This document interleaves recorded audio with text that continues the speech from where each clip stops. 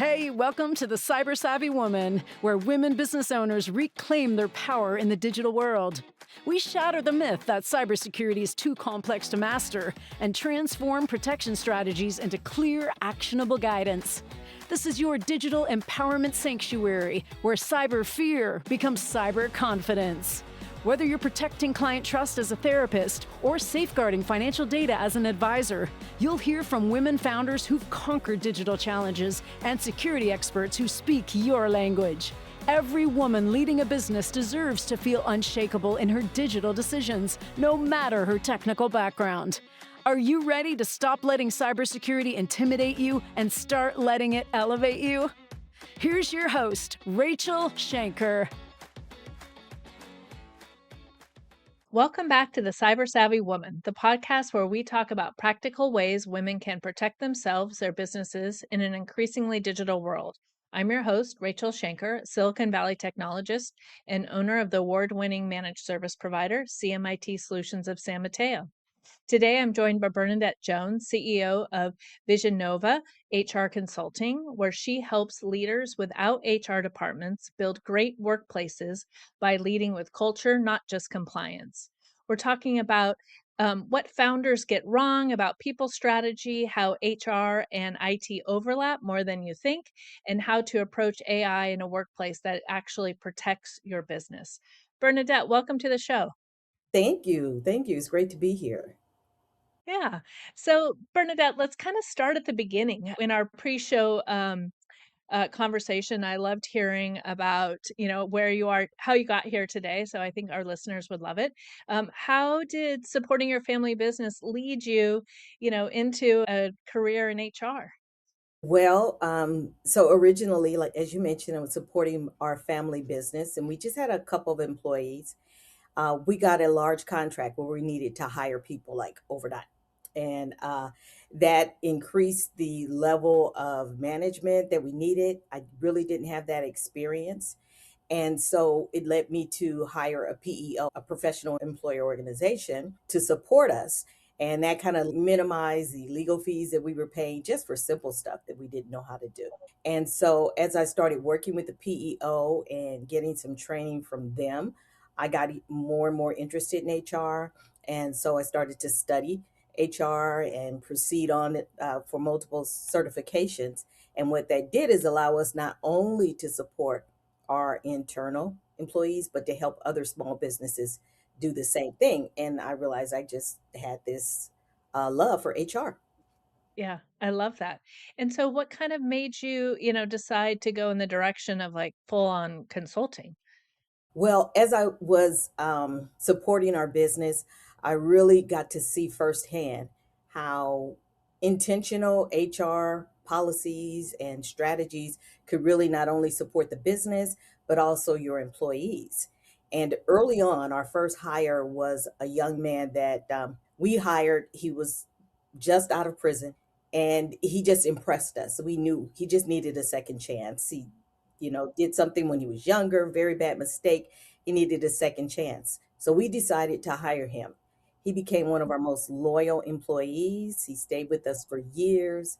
We promoted him many times. And because of giving him that second chance, he and his family prospered. They were able to buy their first home. And that impressed upon me firsthand how um, intentionally inclusive strategies, HR strategies, can support the business, but it can also improve your employees' lives. And that is really what sold me on moving to HR as soon as I had an opportunity to do that full time. Yeah, I love that.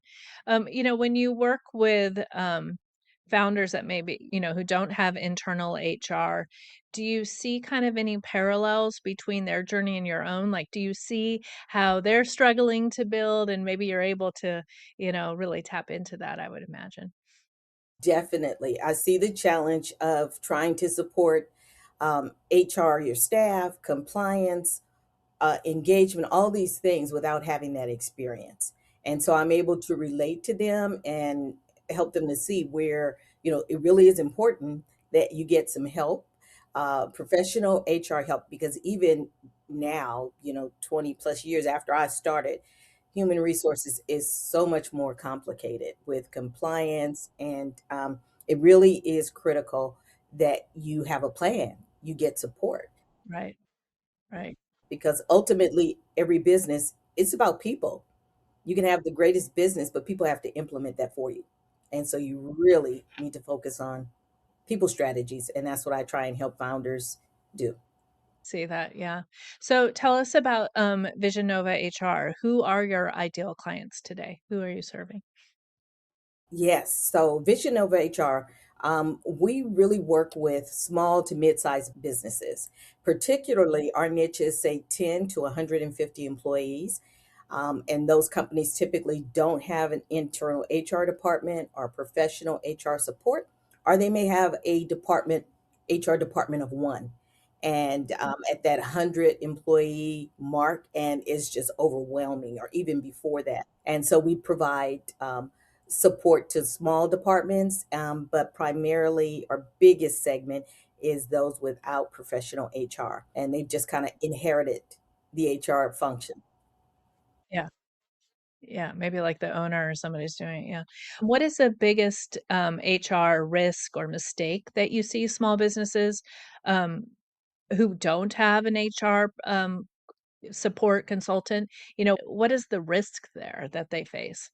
So the biggest risk I see is handing over the HR function to someone who's just good with people and not necessarily have the experience. So the risk comes in where there's huge compliance risks, particularly in California, for not doing the right thing unintentionally, not knowing the right thing to do.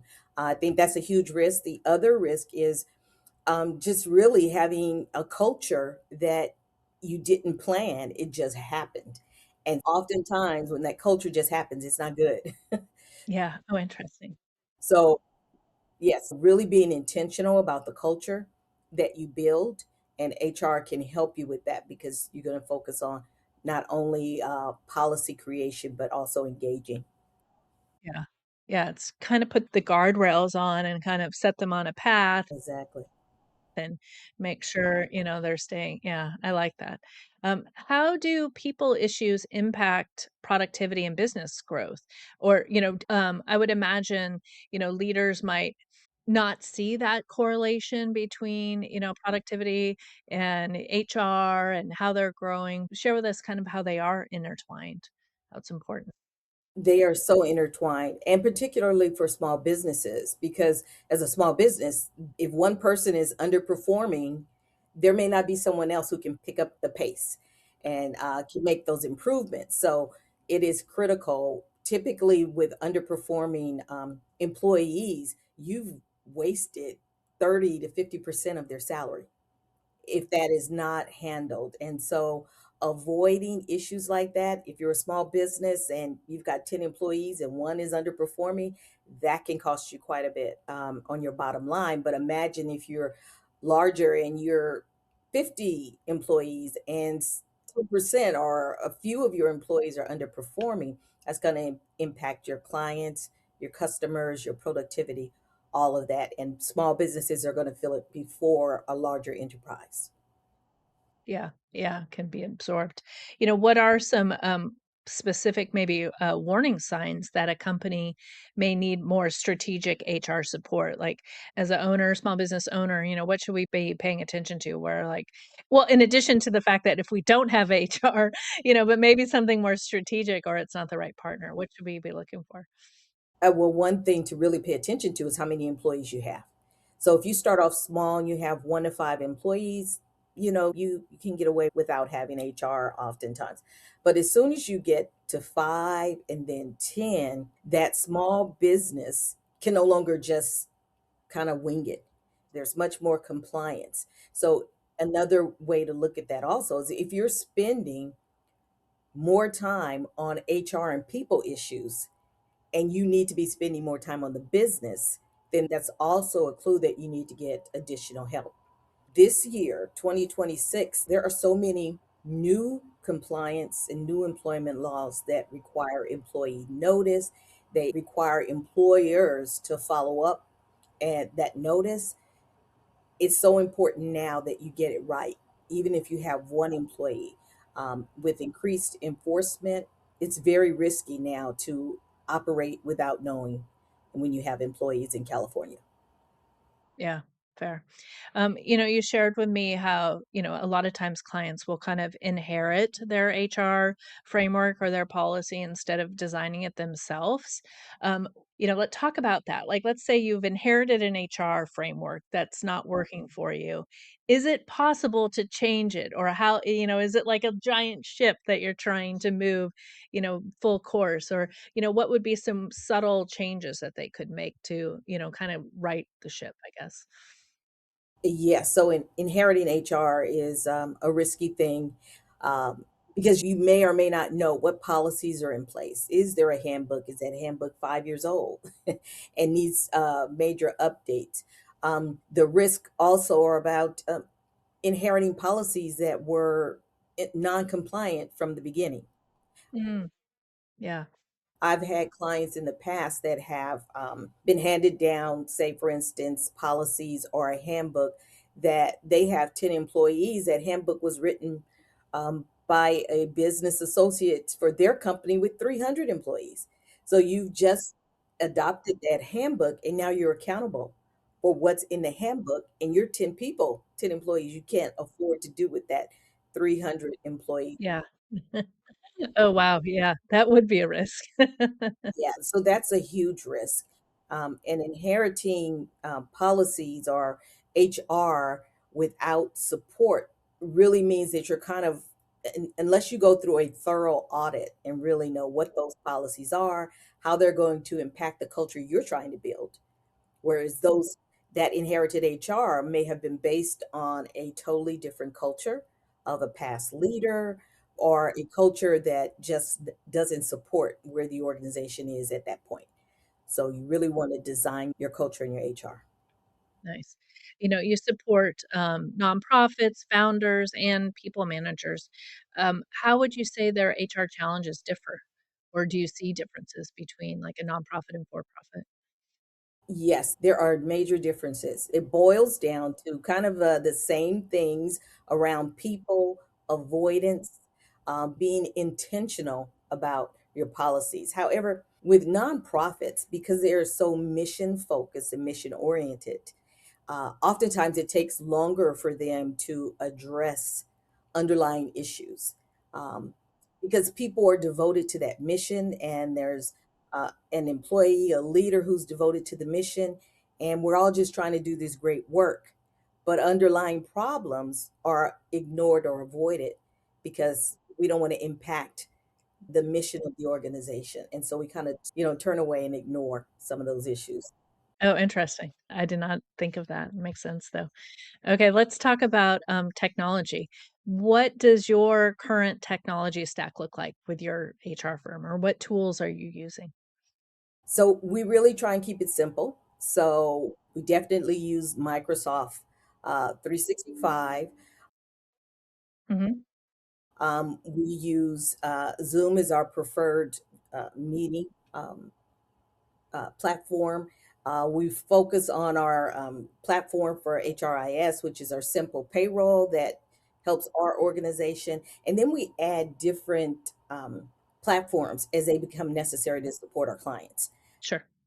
So we try and keep it simple and so that we're not all over the place. And that's difficult. That is really difficult. There's so many things that you can add to the mix, and then it's working for a month or two, and then you realize, okay, this is not the best. So we're constantly in that battle of trying to keep it simple. Yeah, I like that. How are you using AI, or how are you seeing AI kinda show up in your business? So the main way that we're using AI is like our basic research tool. Mhm, mhm. And we've been very judicious about choosing the platform that we're going to use that helps us to get real, actual, factual research that we can rely on. And at the same time, we audit ourselves. Yeah, exactly. So that is the main way we use AI for research, getting our basic research, and then we use it to help us. put together really say uh, more in-depth proposals. That's a big feature for us. So we use AI. We like it. Yeah, that's great.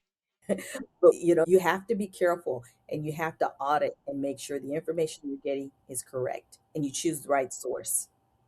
Yeah. What risks do businesses face when, employees are using AI tools and there aren't those clear guidelines? Oh, it's a huge risk. So I think first off, from an HR standpoint, there are the risks of data being exposed, particularly data around the employees and payroll and social security numbers, identity, and all of that is critical. Then there's the proprietary information that also can be exposed. And so, if you don't have rules around how your team uses AI, what platform they're going to use, and how secure it is, if you don't have policies around that, you're opening yourselves up for data breaches and just all kinds of things. Are you seeing your clients, are they coming and asking for help on that? Or are you kind of like aggressively, nicely telling them they should be having it. Because I know, like, for myself, when I see in our clients, we help them with their, writing an acceptable use policy for AI, and sometimes they don't think about it, right? It's me kind of, like, not nagging them, but just gently reminding them. Is that kind of a forward thing that you would roll out to your clients, or how do you talk to when you see, like, "Oh, we need to be, increasing this." How do you, um how does that go for you? Yes, I think it's probably 50-50. We have some clients that ask about AI and what they should be doing, but oftentimes it comes up in our conversations around compliance, new laws, in employee handbooks. We are recommending that all of our clients have an AI policy, and that is customized, is drafted for their organization and how they use AI, their clients, and what protections they need. But we are diving into that conversation because many of our clients will ask them, are you using AI? And they say no, but I know that their staff is using AI. And so sometimes that's the conversation that um, we really need to talk about how they're using AI because they are. Yeah, yeah. There's a term I've heard, I think I shared this with you before, shadow AI. We talk about like shadow IT where, sometimes people, team members will bring in kind of their own tool, like maybe they'll start using Canva or they'll use some sort of tool that's not really pushed down from the organization, but they like it. And now there's this trend of, people bringing their own LLM to work, whatever their account is, and kind of putting their client data in there. And there's, I guess, really two, of course, with everything, two sides to that story. One person I was speaking with said, "Oh, he thinks it's great. Everyone should just be bringing their shadow IT and then look at what works." And the others are like me, and I'm like, "No, that's so dangerous." So it's definitely from what I see, is a balancing act of like team member, making sure owners are giving some sort of AI tool, that the team members will use, but it's a definite interesting phenomenon, I think. It is. And yeah, shadow AI is to me, it's scary because you don't know what people are bringing. How reliable is it? How accurate is it? And where are you uploading data if you're uploading that data? So, yeah, that is a question that needs to be answered and not just assumed that, you know, Right. you would approve of what, employees are using for their AI support. Yeah. You know, from your perspective, from an HR perspective, do you see cybersecurity and kind of workplace policy? Do you see those connected? Or, talk about that a little bit. I do, and I think I have a little different take on cybersecurity. A lot of times people are talking about hacking, identity theft, and that is all very, very important and to HR too.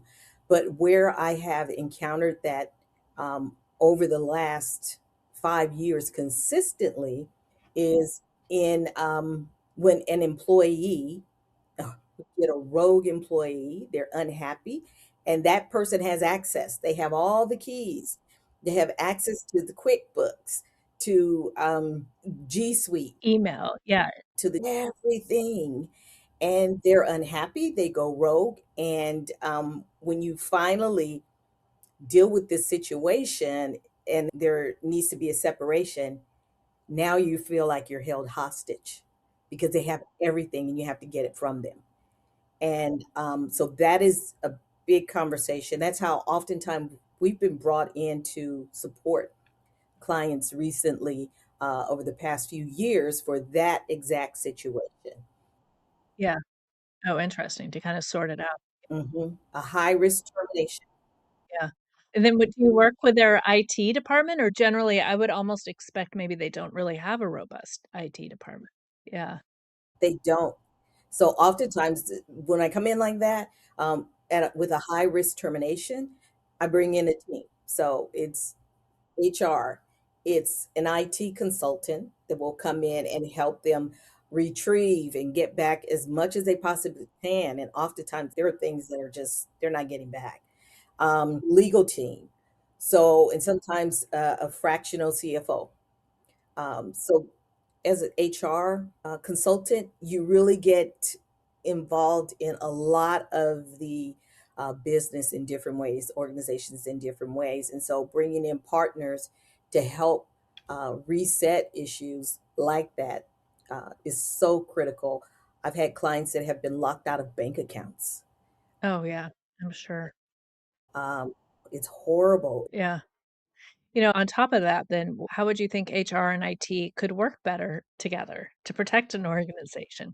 What is a best practice to make sure those things kind of won't happen again? Or how do you like to set that framework? Yeah. Yeah, so I set the framework where that is one of the recommendations I have when I'm helping build a HR foundation. One of the keys is IT and bringing in a consultant, or if they have a team that they're working with, is really putting a structure together that has redundancies. There's not one person with the keys to everything. Yeah. Right. Yes. There are multiple admins. That is checked. That is, you know what the passwords are. There's a password manager.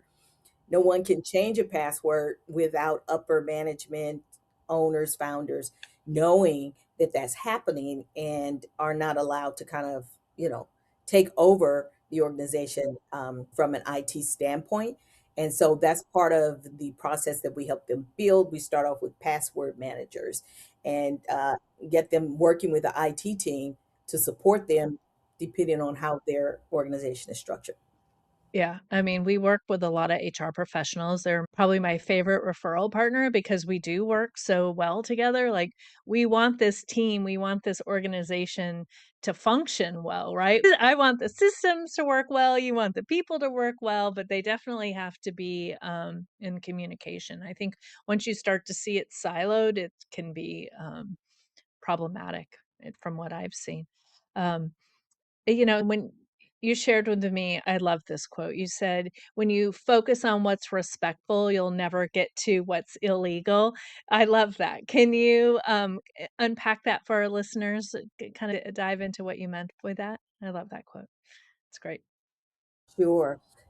So oftentimes, especially small businesses, but enterprises also, are really focused on not getting sued, what's illegal, and not doing what's illegal. But when you focus on building a respectful, intentional culture, the illegal things are not going to come up so frequently. Hmm. Yes. So you don't have to worry about, is this illegal? Is this discrimination? Is this, when you're respectful, you focus on that, you build a respectful culture.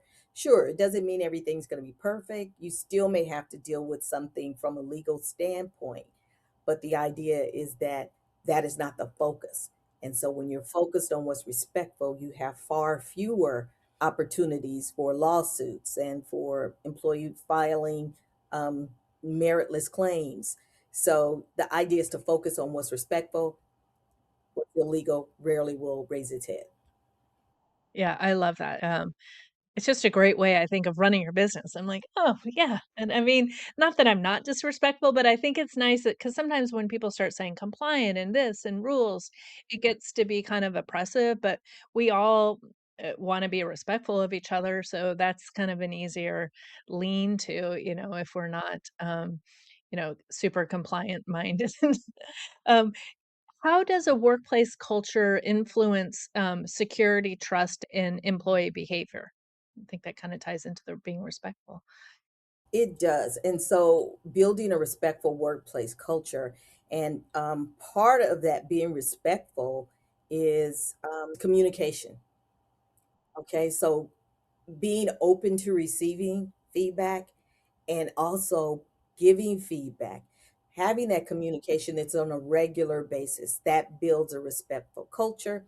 And that culture is going to improve productivity, performance, it's going to reduce legal risks. Um, and when you're respectful, you're also compliant, right? Because the respect means that I understand the rights and responsibilities as an employer. And I also understand the rights and responsibilities of my employee. And so if I do that, then that culture is going to help me make sure that I'm compliant. So I'm respecting those rights and responsibilities. Yeah, I love that. Yeah. So that just kind of improves the entire picture for an organization. Yeah. What are some, like, leadership, you know, habits, if you will, or, things that we should be doing on the daily that will kind of create, like, a healthy workplace where everyone, can communicate? What's a little tip that we can do just to, continue those strong leadership habits? So I think my biggest tip is never ignore poor performance. Mm, It will never correct itself. So many of my clients ignore, avoid those difficult conversations. And when you do that, eventually whatever's going on is going to come up. And by that time, you've ignored it for months or avoided the conversation for months. When it does come up, it's huge. And it can take away from the culture of an organization because that's been allowed. And then that's when we get into what's illegal because it may be behaviors that are disrespectful that eventually lead to illegal harassment, discrimination, retaliation, all those things come up. So when you see poor performance, if you nip it in the bud and have those difficult conversations when they can be brief, you really prevent so many other bigger problems. yeah, I love that. It's a good reminder. I have, well, full disclosure, I have something of that going on myself, and it's like I'm too much of an empath, and it's like I just need to be, stronger on that. So thank you for that reminder today, Bernadette. We'll talk. Yeah, exactly, exactly.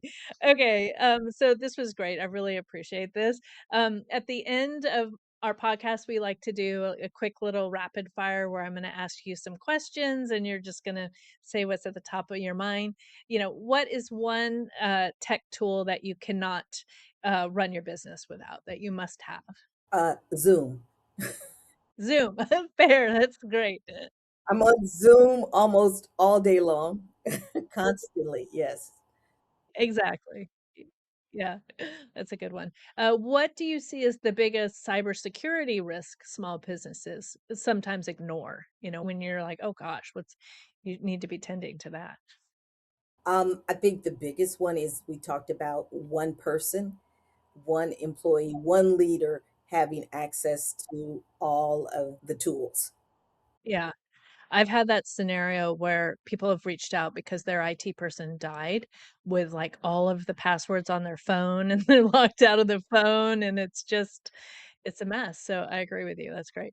Uh, Password manager, yes or no? Do you use password manager? Yes, yes, definitely. Yes, you do. Okay, and, what is one workplace policy every company should have for 2026? Oh, wow. The Know Your Rights Act in the state of California. Okay, okay. It changes the game. It's no longer just a notice. Yeah. Yeah. Okay, good. We'll put that in our show notes so everyone could read that. Um, culture or compliance, which comes first? You know, I think they go hand in hand. Okay, fair. I love it. It's culture. You need a good culture to be compliant and stay compliant. You need a good culture. So it's like, yeah. Yeah. No, I love that. Bernadette, thank you so much for joining me today. I love this conversation. Your culture first approach to HR is such an important reminder that strong workplaces aren't built on fear of getting it wrong. They're built on clarity, trust, and respect. And the way you connected HR strategy, compliance, and AI policies to real world leadership decisions was incredibly helpful for any founder or people manager listening. And to our listeners, thank you for tuning into the Cyber Savvy Woman, where we explore practical ways women can protect themselves, their businesses, and their futures in this increasingly digital world.